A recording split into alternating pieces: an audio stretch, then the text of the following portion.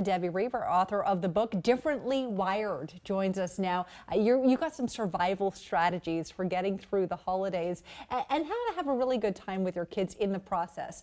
But first, we want to talk a little bit about the book Differently Wired, because you have an incredible stat that 1 in 5 children is exceptional in some way. Explain what you mean by that.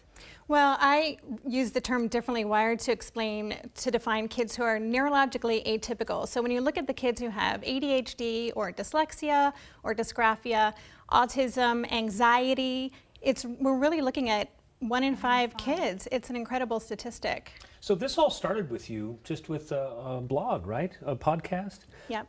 Excuse me, it's grown into something much, much bigger. I'm guessing a lot of families at home are dealing with a kid with this stuff, as you are.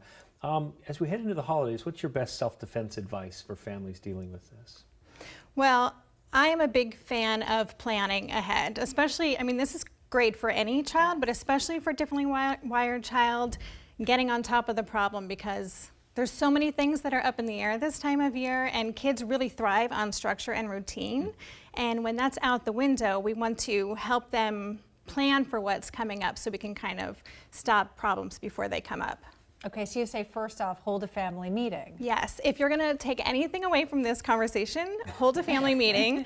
And what I mean by that is really sit down with your kids and talk with them about, this is the plan for the holiday. Find out what everyone has in mind, because we all go into the holiday with an expectation. Our kids might think they're gonna be in PJs playing video games the whole time, and we might have visitors that we're gonna be traveling to, so it's important that everyone gets on the same page. So you also say to create a holiday break calendar and have a daily check-in. What does that mean?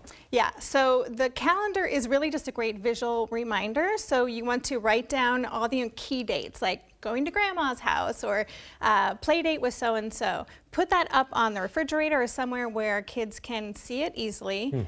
But more important is the daily check-in. You want to every morning, just for a few minutes, say, oh, today's the day this is happening. Tomorrow this is happening. Even look at a week at a glance. So it kind of prevents that unmet expectation, like, I didn't know this was happening today. Right, but even with the calendar, you say, cut your personal goals in half. Yes. So a lot of this is managing your kids' expectations, but we can add a lot of stress because we go into this with our own ideas as well for what we're going to do. So cut your goals in half.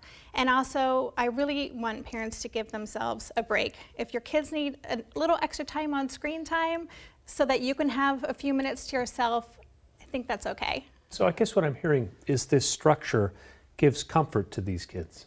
Absolutely, and again, and this is for any kid, but kids can get dysregulated when their routine is off. So the more we can help them predict and plan for what's coming up, the less they're going to get caught off guard, and that's when the dysregulation can happen. Okay, well, if people want to get more information, it's called Differently Wired, but you have a very robust online community. Where can people connect with you? Yeah, so I have a podcast, a weekly podcast, and an online community called Tilt Parenting. So tiltparenting.com. Tilt, T-I-L-T? Yep, you got it. Okay. Deborah, Thanks a lot. Thank you so much. Happy holidays. Thank you, you too.